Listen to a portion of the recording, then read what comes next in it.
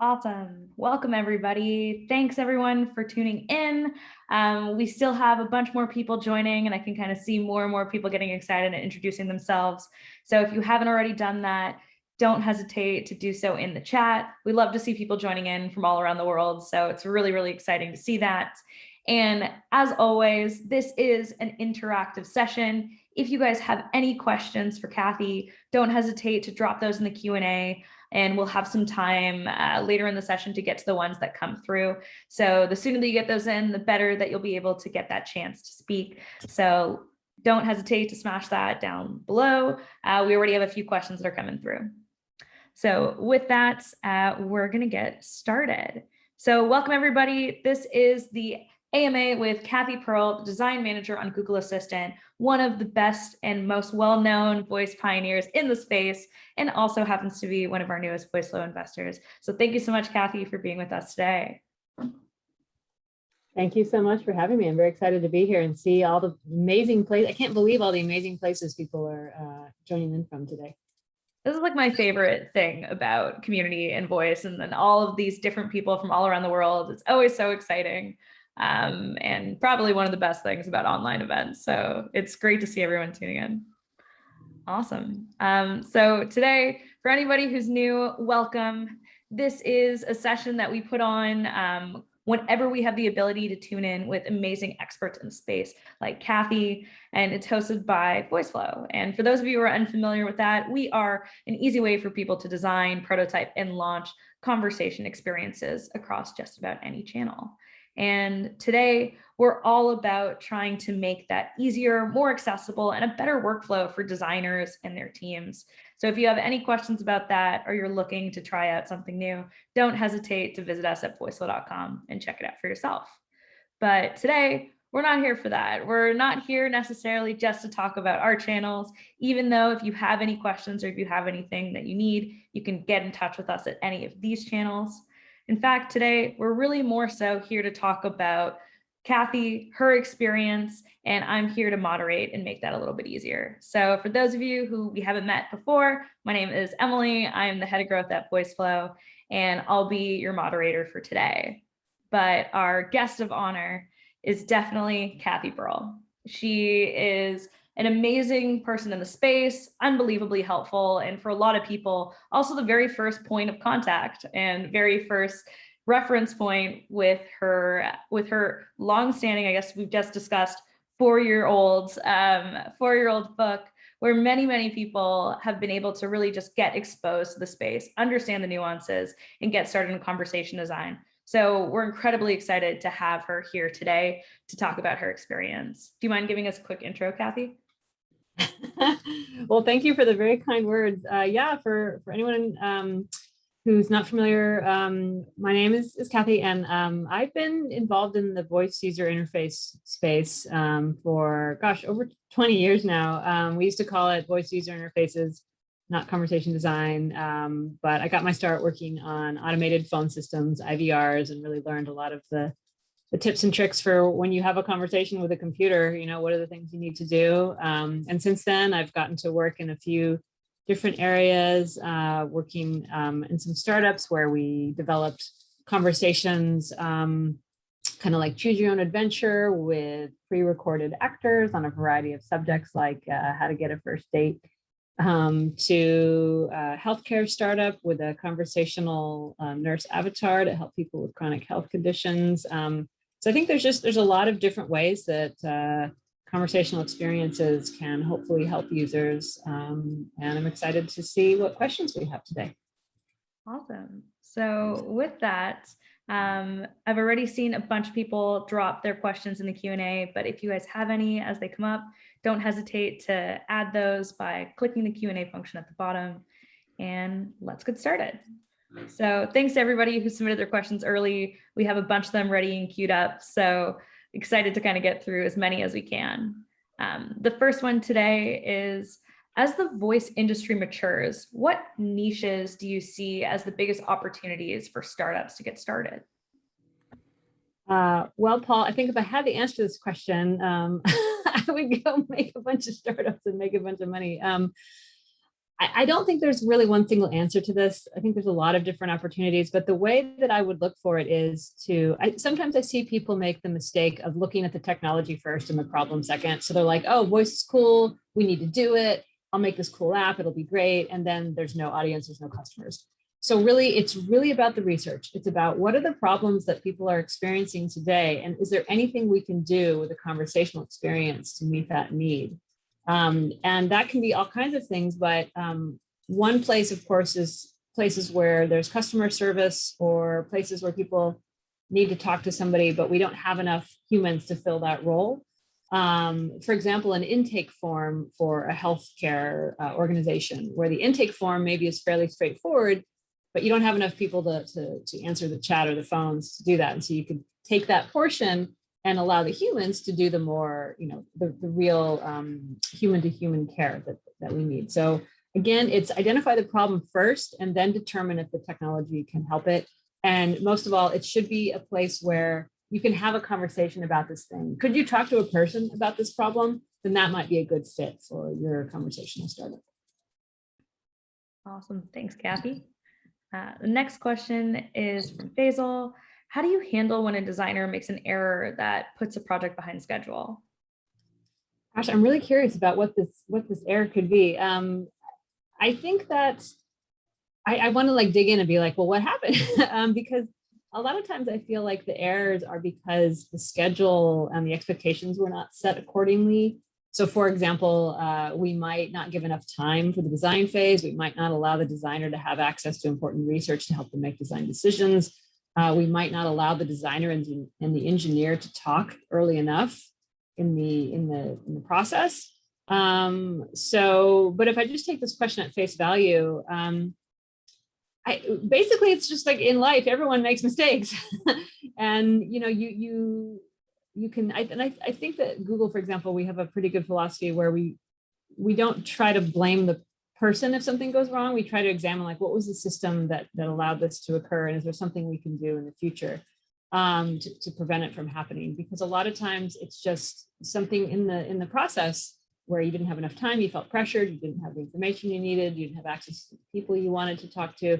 So really try to fix the system. And to the designer themselves, I would just say, hey, it happens to everybody. What can we do to fix this together and try to move on? Absolutely. And I wish that we could get more context on the specific thing. It's the one caveat here. The next one here is from Peggy. What's the biggest mistake that you see early conversation designers make? Gosh, I can sort of think of two that come to mind immediately.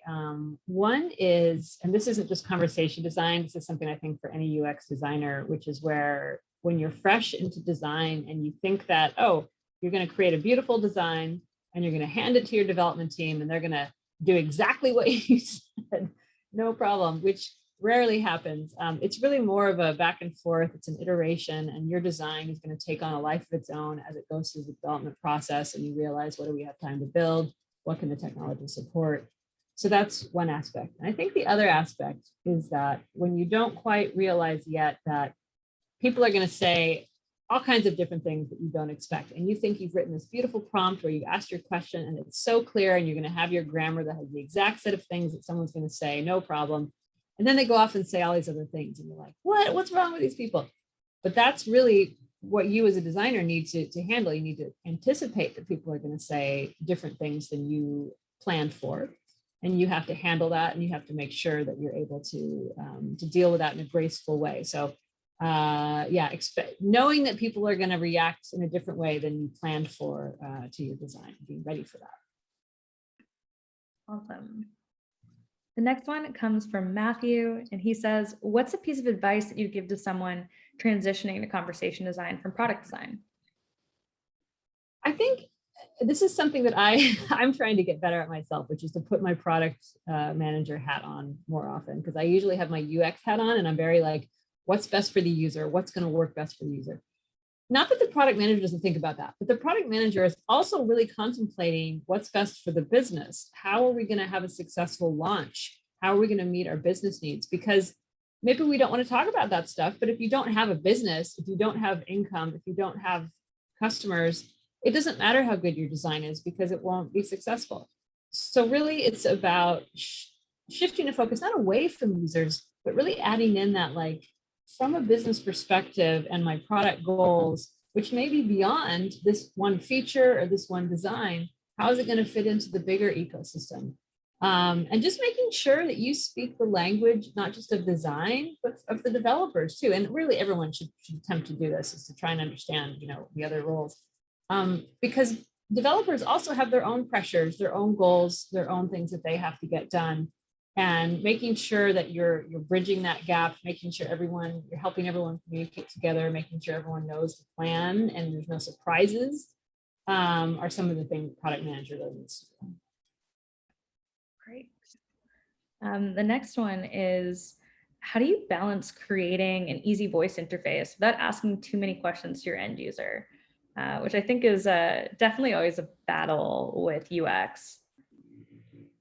Yeah, I think it's really just, again, about balance. And it's also where I go back to, like, how would a human do this? And it's about allowing your user to answer in a variety of ways, so that you don't force them into one path or the other. You don't make them go question by question if they'd like to give you more information up front. But you also allow them to if that's what they're more comfortable with.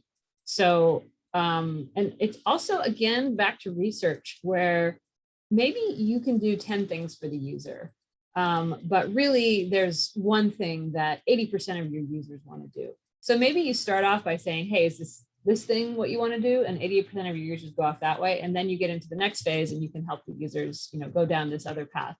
But flexibility is really the key. Research, and then looking at your data, like, what are the paths people are following? Are there any ways you can make those easier?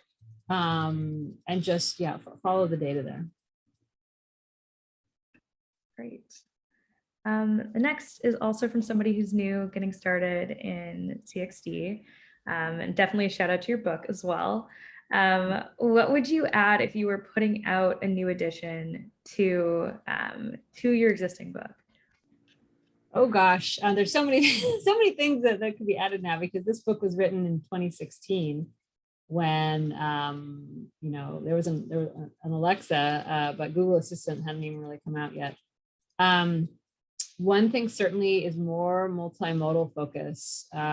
Smart displays, for example, were not out yet. And I think a lot of the future, well, I mean, it depends. I think there's still a huge area for, like, smart speakers and voice only interactions, because those are great. You can't look at the screen. Maybe you have a vision impairment. But I think multimodal, and how do we really, there's this tension, because a lot of people have designed for screens for their whole UX career. And now they're told, like, okay, well, now this thing has voice. And there's a tendency to maybe over deliver on the screens and not so much on the voice side in those cases.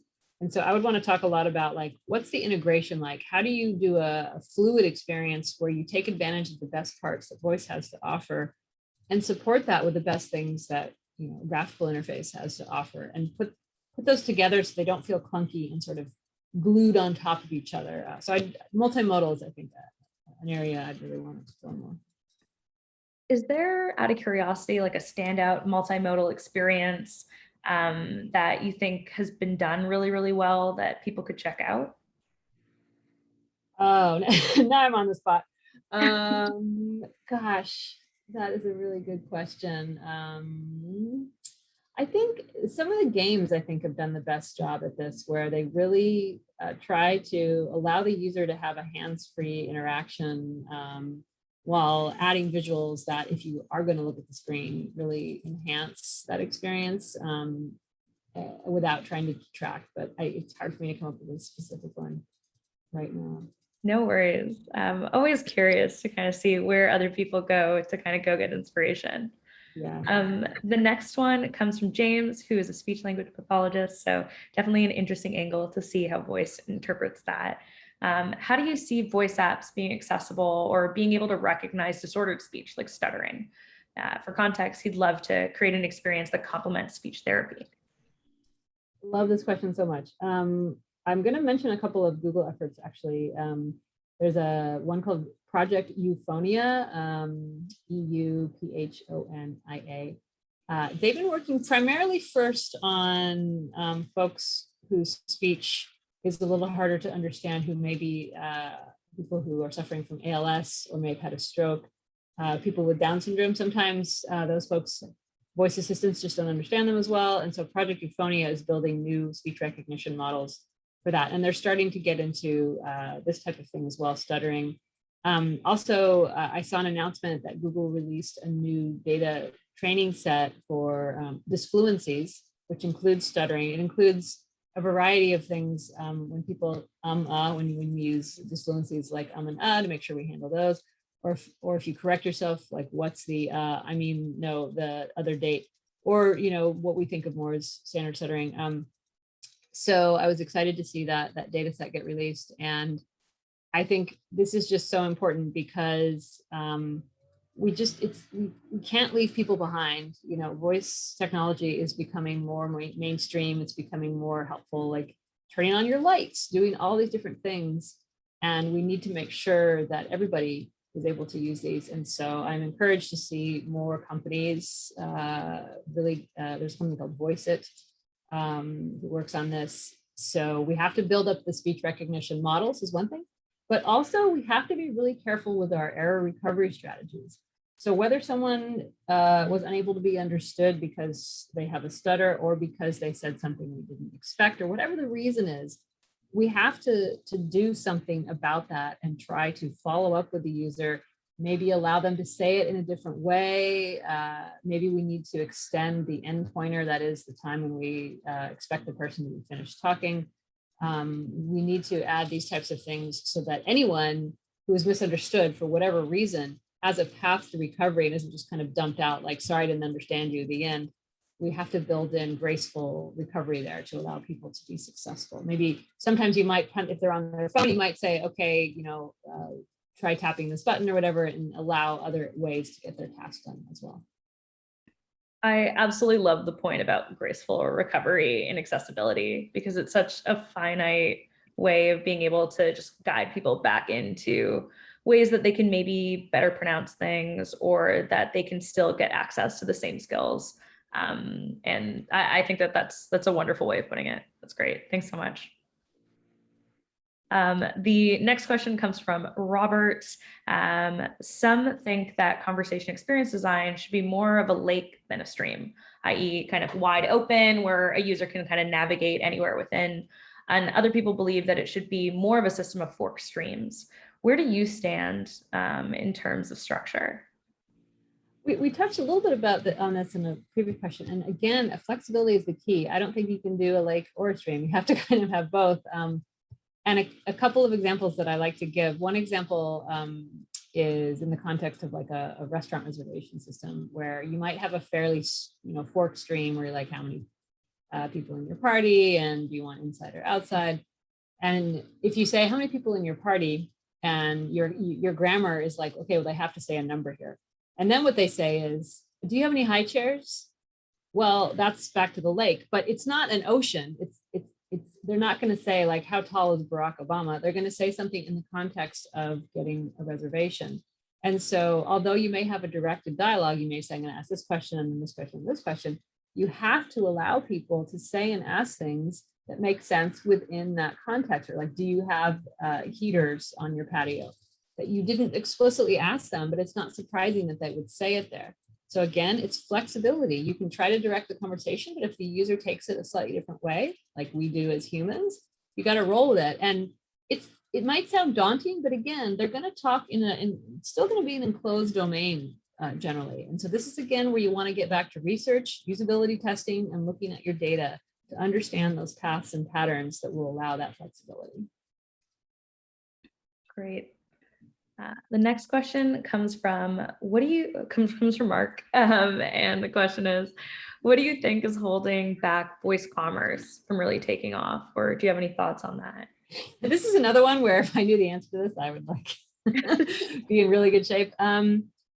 So just on a personal note, you know, what do I think? I just think we've had a real challenge figuring out the right use cases for this. And I myself, don't really have the answer to like, well, what exactly, are the best places that we should be incorporating voice commerce. I certainly think things like reordering, like you order cat food every month and you just say, hey, reorder my cat food, whatever. Those are kind of the easy wins. One of the things I think that holds it back, unfortunately, is integration, where if you are trying to do something like on your smart speaker and it's like, okay, well, now we have to set up your account, you have to go get your phone, that's a barrier that's going to cause people just to quit. So we have to do more smooth ways of allowing them to set up accounts and set up their payments via voice, if that's what they choose to do at that moment. But I think this is still an area to be explored that I know lots of people are exploring, but we just have to land on that thing where it's more convenient for me to do this voice commerce thing via voice or via my multimodal experience than it is on an app on my phone. And sometimes finding those things is challenging. Absolutely. And I do strongly believe that many people will solve this as more and more people start to think about it. But I'm with you. If there was a solid, clear path on how to do it, I feel like people would be on it right now. The next question comes from Amy. There's no shortage of skills to choose from. However, finding these skills can sometimes be a challenge. Do you have any thoughts on how we can overcome voice discovery? Or perhaps if there's any tips and tricks that you've had with getting early users, which might be the flip side of this question. This is like, in my mind, like one of the #1 questions in our industry, like how are we going to figure this out? And I think it's complicated. I think there's a few things that have to happen.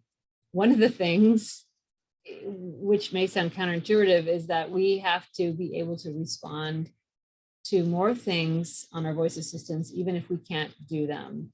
So for example, if you say you ask your voice assistant to rent a car and the voice assistant can't do that, we need to be able to have a better response than like, well, I didn't understand what you said. We need to say like, oh, renting a car, that's not something I can do yet, or I can't do that, but I have a suggestion where you might want to go here and investigate. So sort of guide the user towards a solution that might exist for them, even if maybe there's no skill for it. Maybe there's a related skill or a related app or something. So don't just leave them hanging if you can't fulfill their request. Can you at least take them on the first step? Another thing is back to, it's about picking up on the related clues of something someone is doing. And it's about that just-in-time help, we call, where it's like, if I'm doing something that's super related and there's a skill that's super related, at that moment might be the right time to introduce it. Or if you see someone struggling and asking for something that's related, you might suggest it, like, is this something that would help you right now? Because if it's just as humans, if you tell someone something that's not relevant to them at that time, they'll think it's annoying, they'll forget. You have to find those moments in time when it really is truly related without overblasting them with like marketing stuff, but like where it really will be important and useful to them. And that's really challenging. But I think part of it again is when our voice assistants really get a little smarter and are able to take a signal from a user and guide someone towards something. But it is hugely challenging right now. And this is again one of those problems that we have to solve, but no one has solved it yet. Yeah, I think most definitely this comes up all the time. I'm pretty sure this came up the last time that we had a conversation as well on this. And it's very interesting to kind of see that there are so many different companies like Google, like Amazon, like Magenta, all kind of fighting to figure out how their platforms can really deliver on this in the same way that I think the creators or the developer teams themselves are also trying to figure out how can they leverage other distribution channels. So it'll be a good little myriad of an effort as people start to kind of tail in how each platform will have their own algorithm. Great. The next question is, who are the people or resources to follow in the industry, or who are some people that you look to, being a person that many people look up to on the day-to-day? One thing I will always make a plug for Women in Voice. They have a Twitter list that has a ton of great women in the industry to follow. Also, if you go to my website, cathypearl.com, I have an FAQ that recommends some podcasts and some articles and some books. as well as there's an article I have called How to Become a Conversation Designer, where I also, again, make recommendations for books and even some courses. I'm really happy to see in the industry that there are people who are actually coming up with courses on how to do conversation design, which didn't used to exist. And so that's, I think, a really encouraging sign of growth in this industry. So yeah, those are a few recommendations. Awesome. And you can we'll also look at link. people I follow on Twitter if you're looking for ideas. And no, thank you for that. And now that I know that there's the list of things there, we will definitely link to your website after this, as well as some things in there. So stay tuned, everybody. When the recording comes out, we'll send those links as well. The next question comes from Jackson. What's the most memorable conversation experience design that you've ever worked on? Oh gosh, there's so many different ones. It's really hard to choose. One that I worked on forever and ever ago that somebody may have heard me mention before, which was back in the automated phone system days, back in, like, I don't know, 2004 maybe, when I worked at Nuance Communications. And I was working on a local project for 511, and 511 in different places in the United States is a traffic and public transit information line. You can call 511 and get free information about traffic and things like that. And back then, people did not have smartphones. So often when you left the house and you were in your car, you had no way of accessing that type of information. So you could call this number. And so there used to be what was called a DTMF. That's the touch tone, like press 1 to do this, press 2. And they decided they wanted to make it, voice friendly and conversational. So I got to be the lead designer for that, where I would actually go into the traffic in Oakland, California. I would go into the traffic control center with all the big screens and everything. And it was so exciting to see all that and work with the people involved. And we came up with this really, I'm very proud of the way we came up with to report traffic incidents, because we'd have all these little bits of information like a highway or a lane number or a type of accident. And I had to come up with a way to concatenate all these little bits of recorded speech into what sounded like a natural sentence, like on Highway 101 in the left lane, there is debris. I had to coach the voice talent, because we didn't have good text to speech back then, to make it sound really natural. And what I really liked about this project was it was a way for people to access this information once they left their house, if they just had a basic cell phone. Where there was no other way to get it. There was no website, there was no person to call. So it gave access to information that they couldn't have. That's awesome. And also really interesting to kind of think about like the back end of like what goes into making those things sound natural, or the different parses and how they work together. I can imagine that can balloon quite quickly. You would not believe how many prompts we had to record. So we bring in the voice talent, and we had his persona was called Cal North. He was a retired highway, the character we had to get into was a retired highway patrolman. And he's this really nice guy, but everything he had to record 3 versions of it. So like Highway 101, Highway 101, Highway 101. Because depending on where you concatenate, is at the end of the sentence, is at the start of the sentence, is at the middle of the sentence. So you had to have all these different versions of every single phrase, so that when you tied them together, and you'll see that in phone numbers, if you've ever heard the old style phone numbers that say like, please call 555-111-263. That sounds very unnatural. You have to go 555-613-2146. And each of those numbers has to be recorded 3 different ways. So you can string them together in a way that a human would, that sounds natural, that we do automatically. That's super interesting, and sounds like a content management problem in its own, but that's amazing. Awesome. So we have tons of questions that have come in through the Q&A. And so if you guys do have any other questions, feel free to drop those in. We're going to try to get through as many as we can. And thank you again, Cathy, for all of the amazing answers you've already given. We're about to dive in to the rapid round. Hey, keep them coming. Awesome. The next one comes from Alejandra, and it is, what is the most unexpected thing that you've learned while working in voice AI? Oh my gosh, what's the most unexpected thing?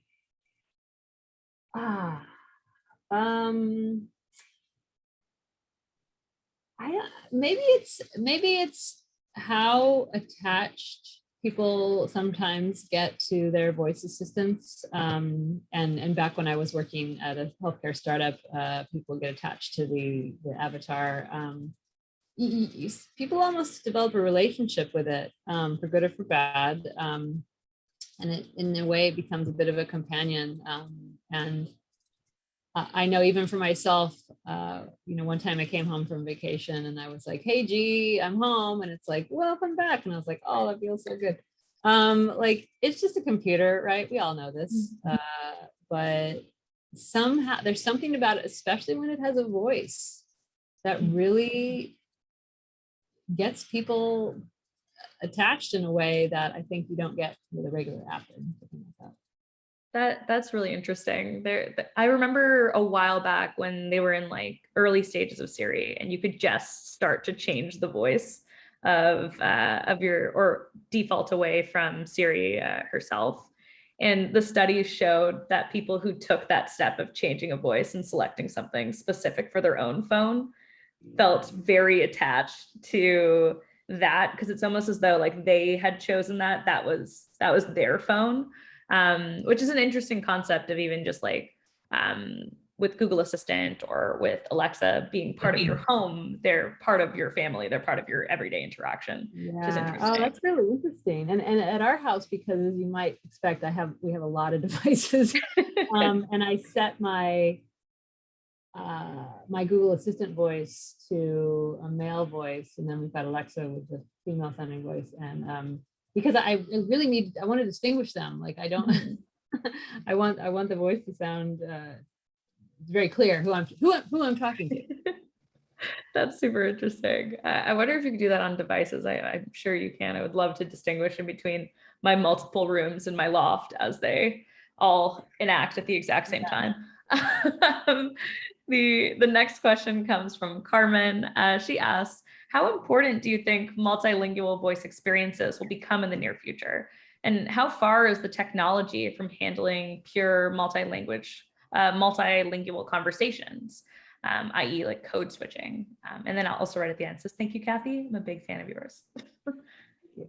I think it's super important, in the United States, and we have a lot of people who speak 2 languages, and Europe, obviously other parts of the world, lots of people speak multiple languages. Google Assistant does offer the option to set 2 default languages, which is wonderful. So you can be speaking in Spanish and English, and kind of switch comfortably between them. And then I know in places like India, sometimes people have a combination of maybe Hindi and English, and different vocabulary there. So it's hugely important if we want to really, again, it's about meeting people where they are. And if they already speak that way, then it's unfortunate if we have to force them into a more narrow way of speech. And so if we can, we want to support people being multilingual. And again, so the technologies, I feel at the starting stages, like I said, we have models that you can have 2 models at once. But yeah, we should continue on that path and just really make sure that people, it's really, like I said, in usability testing, if you observe someone, maybe they get an error and then they stop and they kind of start talking like in the way they feel that the voice assistant will best understand them. Like, I will now speak like this. I'm always like, oh no, like we failed. Ideally, and we're not there yet, but ideally we want to allow people to speak just the way they would speak to another person. And that's what we should strive for. That's great. And I know Google's been doing a ton of work with multilingual and even like real-time translation. And there'll definitely be a lot of instances for that, which is really exciting. The next question comes from Angela. She goes, assuming you've had or you've heard about this or experienced this before, how do you tackle imposter syndrome? I just got a job offer in CXD, and even though I have a few years of experience, and she's definitely discounting herself here. She has 3 to 4 years, which is a ton in this new space. She's feeling this way. Do you have any advice? Oh boy. I mean, I have to tell you, even, I experienced imposter syndrome myself at Google. So what is my advice? Part of it is to remember that everybody feels that way sometimes, even if they do not come across that way. And I also think the longer I spend the technical field, and the older I get, the more I realize that the people at the top don't actually know what they're doing all the time and have all the answers. They really don't. And so if you have the opportunity, if you have a coworker, it doesn't have to be a conversation designer. If you have a coworker who you feel close to or comfortable talking to, and say, does this ever happen to you? And just maybe knowing that it's something that everyone goes through, I feel. And also another thing I think is that if I'm working with somebody who maybe is brand new to the industry, or like you know, has some good years under their belt, and maybe they don't know something, like I'm not like, I mean, to me, that's just like, we're all learning. I look to my junior designers, you know, I don't do that much like just straight up design these days in my role. And I go to my junior designers and I'm like, hey, can you please figure out this design, because you're going to do a way better job than me.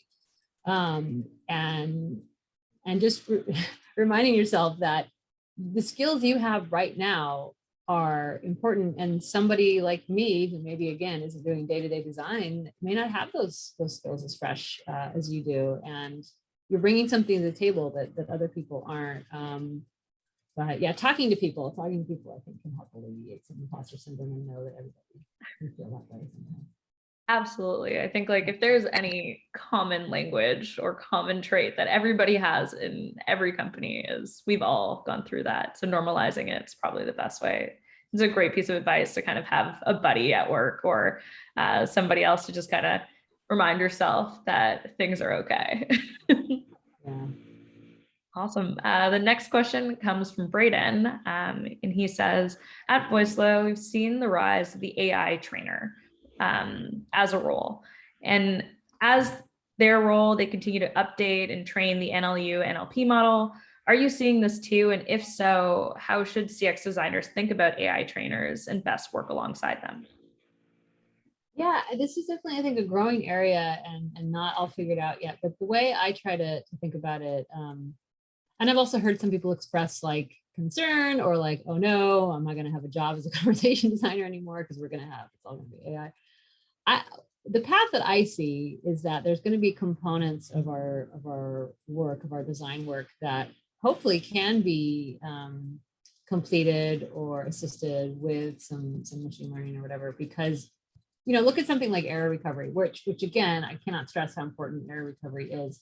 But sometimes error recovery can be a bit repetitive, and it follows certain patterns that we are aware of. Like, you know, we do the first round of error, maybe it's just a quick rapid reprompt of what we ask the user. And the second one, you start adding a little more information because the user's struggling more. Maybe those are things that the AI trainer could really take care of. And maybe the conversation designer ultimately is reviewing all these prompts, but maybe not coming up with them from scratch.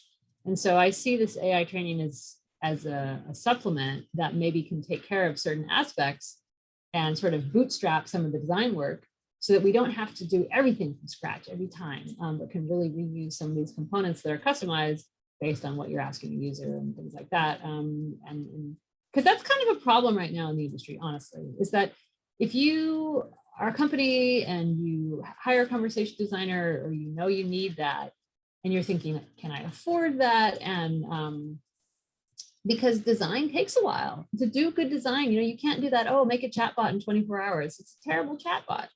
You have to invest the time in the design. And it's not cheap necessarily, but to have a good quality product, you have to do it. And so things like the AI trainer, I think, can hopefully bring down some of those costs by taking care of some of the lower hanging fruit of the work that the conversation designer does.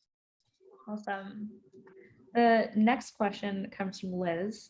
She says, in human conversation, we share context and build history together. This helps facilitate more complex interactions. Is there anything we can do to help the assistant get to know me or get to know us better and save my preferences for future conversations? This is a really good question, because it is back to that balance of privacy and usefulness that we always have to walk that fine line, because people love it when it's convenient and working for them, that something like a voice assistant knows that preference about them. But if you show that you know something about someone when it's not the right time, people can get upset and say, you should know that about me, you know, etc. So I think it's about part of it's about transparency with your users, or maybe even asking them like, hey, I noticed that you like to, or you ordered vegetarian food again from this Thai place. Do you want me to set a preference for you that you like vegetarian food? And maybe bring the user in and ask them like, hey, is it okay if I remember this preference about you, rather than just kind of automatically doing it? And if the user's like, that sounds good to me, then great, let's do it. Or, you know, there's all sorts of different contexts. Like there's the different contexts like within a conversation. So just while I'm ordering my Thai food, I want you to remember these things. But as soon as this conversation is over, forget it ever happened.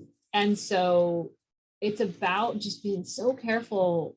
Again, back to the user research and the user need. When do they really want you to remember things? And then bringing in the user as a partner and saying, I can do this for you. You want to do that? And making sure they're aware of it. And then again, don't creep them out by bringing it up at a time. It's kind of like if you follow someone on Twitter or whatever, or on Facebook, and then you meet them in person, you know, it's a little weird sometimes if you're like, oh, you know, how'd you like that, you know, that peanut butter sandwich you had yesterday? Because they posted it on their social media, right? So it's public, but is it right for you to bring it up right that second? Maybe not. Maybe that sounds a little creepy. So we have to figure out where those lines are and really put the user privacy first and foremost, but also find those moments to be helpful, because it's frustrating when your voice assistant doesn't remember anything about you. You're just like, hello, I told you this yesterday. Why do you not remember this? But so we have to walk that line. No, it's a great example and a very real one as well for a lot of people, bringing it back into Twitter. So thank you for that. The next question comes from Kimberly, and I'm sure this is a hot topic considering that we're still very much so in pandemic mode. But how do you see a post-pandemic world influencing the voice tech industry?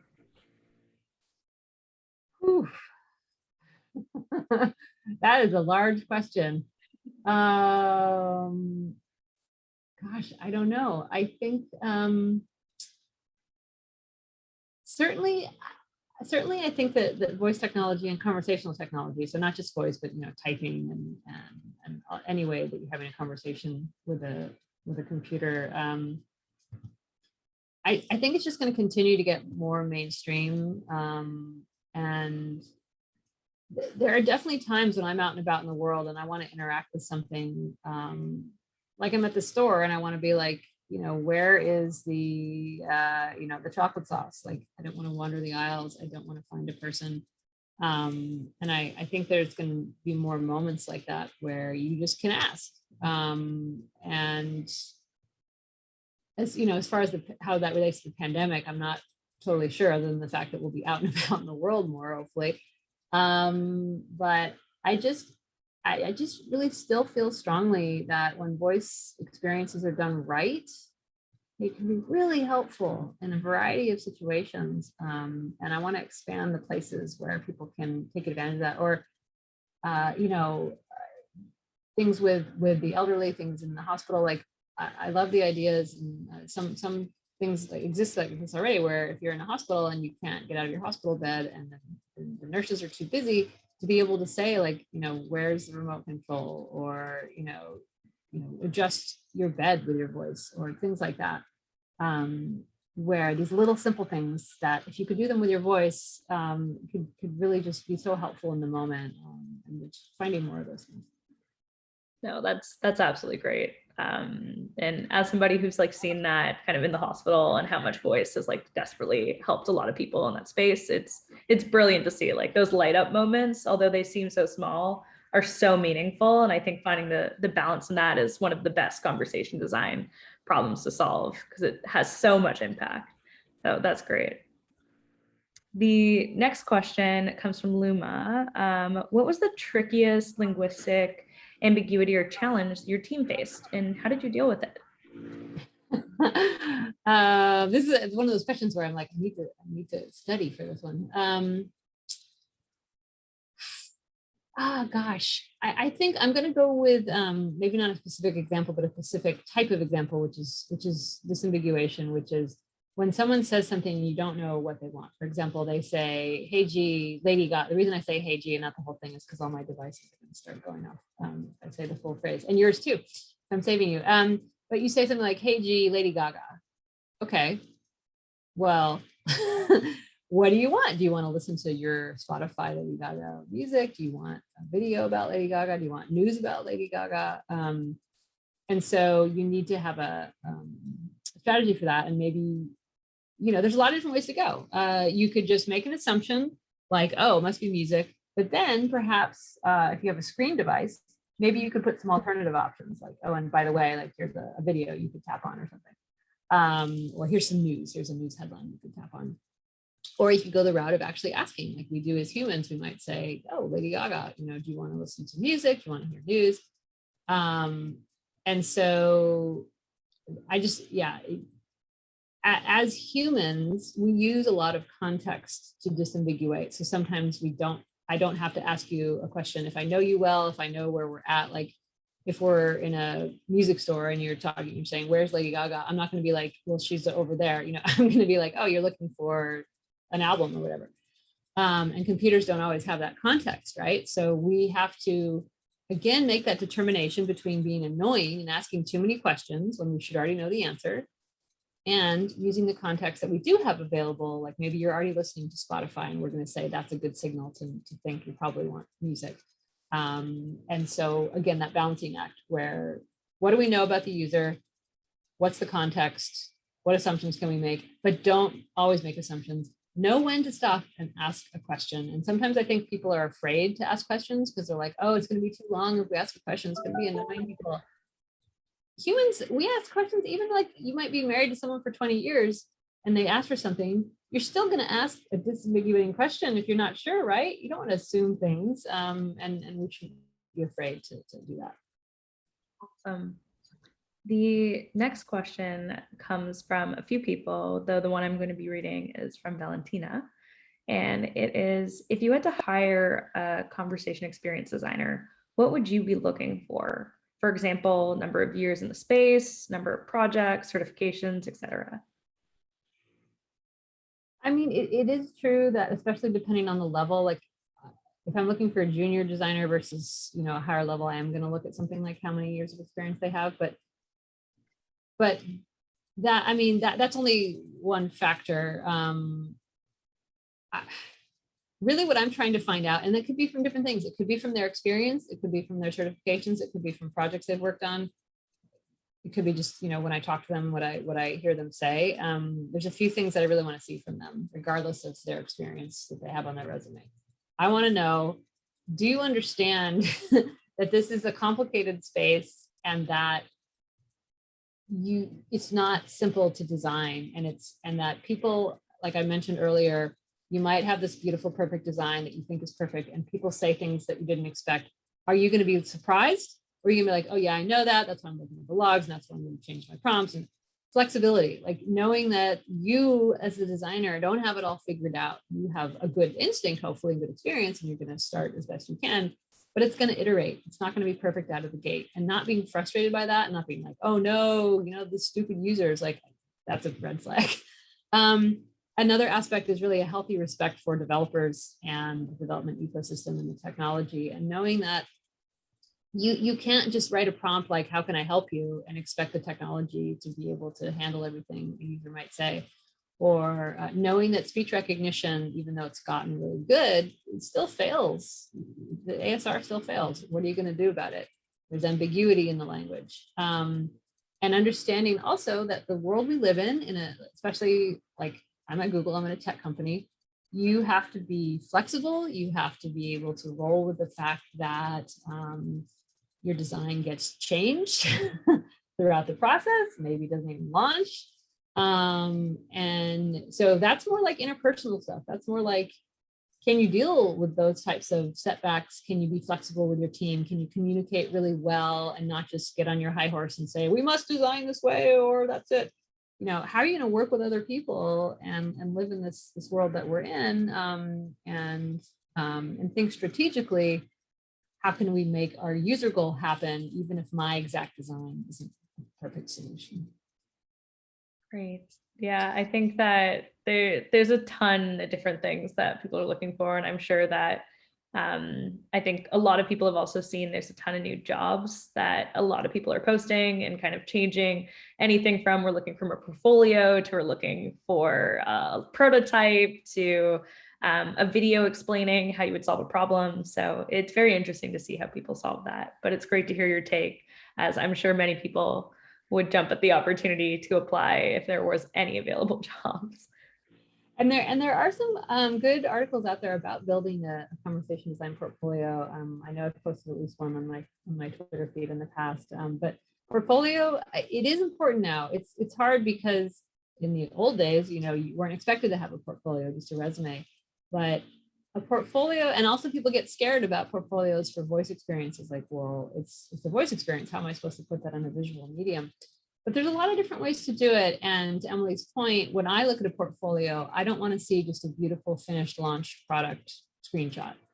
I want to see like, well, how did you even figure this out? If you were involved, like, how did you figure out this is a problem? What steps did you take? Did you make a mistake and realize that and fix it? I mean, I'd love to see those types of examples. And as you tell the story of how you design something, and again, maybe you weren't the lead designer, that's okay. What part did you play in this design? What are the steps? And I want to see that iteration, not just like, oh, here's a perfect shiny thing that I built. So I'm like, really? No, like it just came out that way? Like, I doubt it. No, absolutely. And if you're building your own portfolio, to anybody in the audience, I've seen a ton of people learn a lot from looking at UX portfolios and how they break down that specific part. So if there's ever any a place where you want to go in and kind of steal a template or kind of think how can you frame your thoughts around it, great place to start, since it has a good kind of structure to explain that already. And you know, we might as well talk about prototyping. So I've also had people come to me who are, especially, you know, maybe they've been a UX designer for a long time, but they're just getting into conversation design. And they're like, well, it's this chicken and egg. I've never had a conversation design job, so how can I have it on my portfolio? Well, prototypes, where you use Voiceflow, and you can come up with a fun idea and make a little prototype yourself and put a video of that, or maybe screenshots of your flows or whatever. And it doesn't have to be a fully launched project to show off how you can think and approach one of these problems. There are other ways to get creative to share your knowledge. Absolutely. Another question that comes from Dawn, and this is probably more so specifically around this new concept of skill monetization. What opportunities do you see for people who are building skills to monetize beyond perhaps in-skill payments? This is definitely not my area of expertise. I think obviously subscription models are also going to be part of this. But yeah, it's not something that I think I can really advise in a way that's probably super beneficial. So I think I'll pass on that one. No worries. The next one that comes up is from Michael. And he's curious, what sorts of methods are helpful for measuring the success of your chatbot or voice experience? Yeah, there's some, again, it depends on what you're launching, but let's say you're launching a chatbot. You're going to want to look at a variety of things, including what we call the funnel. Like, let's say you have a multi-step chatbot to order flowers or something like that. And they have to do 3 things in order to complete the transaction. You want to look at like, where are people dropping out before they complete the transaction as a measure of success. Now, of course, there's a variety of reasons for that. It may have nothing to do with your chatbot design. It may be that, as we know, there's a lot of cart abandonment in commerce, and they just decided, no, they're not going to do it, or they were shopping around or whatever. But looking at the funnel is certainly one thing. Looking at the no match error rate, whether it's a chatbot or a voice experience, are there certain places in your experience where the error rate is really high, where you're often misunderstanding what the user said? That's a place you want to go look at and say, what are we doing wrong here? Looking for repeat queries. If somebody keeps asking the same thing over and over, but slightly differently, you're probably missing an opportunity there where you're not addressing what they really want. So looking for that. Or just are there, if you have like a fairly complex chatbot, zooming in on really key areas like the very first interaction. What is your success rate looking right there? Are we getting a lot of errors? Are you getting a lot of dropout? Spend some time there. or other key moments, like if there's sort of a complex transaction area, how are you doing there? And then of course you want to mix in the qualitative information as well as the quantitative. So you want to hopefully do maybe some surveys, maybe some usability testing, because it could be that even if your user is getting through the flow successfully, maybe they don't like it. Maybe they're like, man, that took forever. I wish I didn't have to do that. That's a more qualitative bit of information that you're not going to get simply looking at your quantitative data. Awesome. And then being mindful of time, we have one last one. Let me see if I can find a super quick and easy one.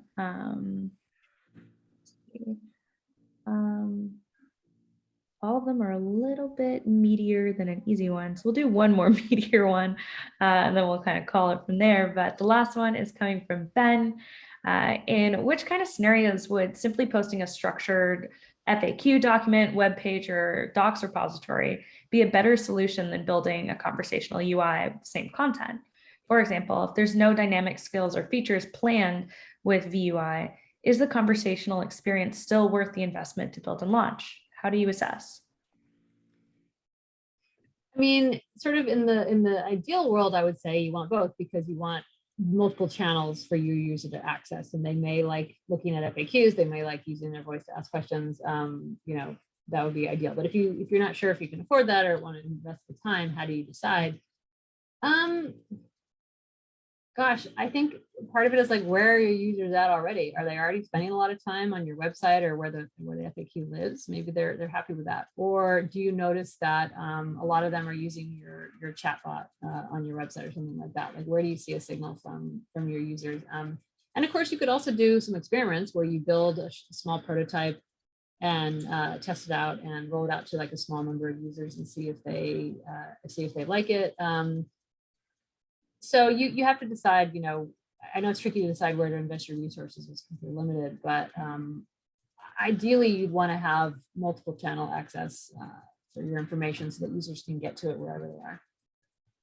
Awesome. Well, thank you everybody for joining. This has been a jam-packed hour of a ton of answers, a ton of questions. And I'm sorry for those of you that we weren't able to get to, but hopefully if you have any other ones, feel free to tweet at us or tweet at Cathy, and maybe she'll be able to get to some of them.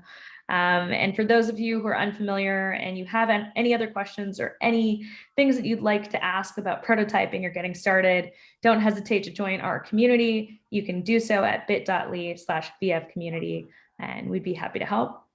And if you loved this, if you want to get some more hands-on stuff with multimodal, I know Cathy teased it. I know that there's a bunch of questions about it. We have a workshop that's coming up with Cheryl Platts, who also wrote a wonderful book about multimodal specifically. So feel free to join that. It'll be another jam-packed session about how screens and voice interact. And last but not least, I don't know why my image is not loaded here. There were template images here, but you can check out our templates library, which is going to be launching in the next week or so. So if you want to be one of the first people to know, head over to voiceflow.com/templates. Oh, there it is. So lots of easy ways for you guys to be able to go click through and start with the use case right out of the bat. So great place to get started if you're new. And last but not least, head on over to voiceflow.com/events to check out all upcoming events, or even if you want to catch Cathy's AMA from about a year ago, you can jump in there, or any of our past recordings are available. So thank you, everybody, in particular, Cathy, for being here today. And hopefully we see all of you guys soon. Thanks, everybody. Bye.